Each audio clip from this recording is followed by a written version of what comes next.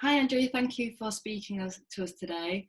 We're so excited to be putting your tour on our app and promoting the tour that you provide, so Australians are able to do some local fun now that we can't go overseas at the moment.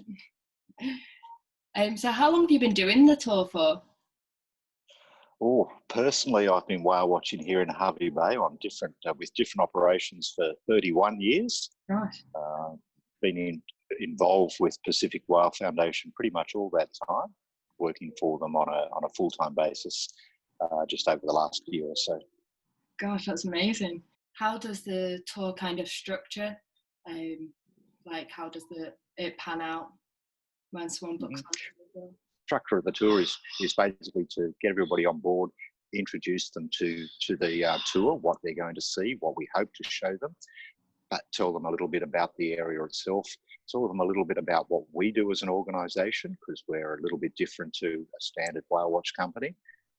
We operate as a social enterprise, so we have a commercial for-profit company called Pacific Whale Foundation Eco Adventures Australia. And that's fully owned by the international not-for-profit NGO Pacific Whale Foundation. So everything that we do, all the profits we make from our commercial operations go to support the not-for-profit work, which is education, conservation and research programs in our region that are put on by Pacific Whale Foundation. So we like to tell our customers exactly what we do, because it's from people like that we can afford to do these other things in all our local schools, in our community groups. We can organise all sorts of things like beach cleanups, that sort of thing. I've seen that you offer swimming with the humpback whales. Is it as part of the research that you're doing? Is that? Yeah, a couple of years ago, our government introduced permits to swim with whales, but without any research behind it. It was pretty much a political decision to allow that to happen. So what we're doing is, this is our third and final year, hopefully, of the study to find out what the impact on the whales is. So basically what the researchers are doing, we're replicating a commercial swim with, so we take people out, we put them in the water. But what the researchers do, they monitor the pod of whales we're looking at for 15 minutes. They document the behaviour of the whales, exactly what they're doing. Then the people go in the water. When the whales have to be 100 metres away for that to happen, but often they'll swim in. So they monitor the behaviour of the whales while those people are in the water. Then we take the people out and they monitor the behaviour again for another 15 minutes to just try and see what the impact is on those whales.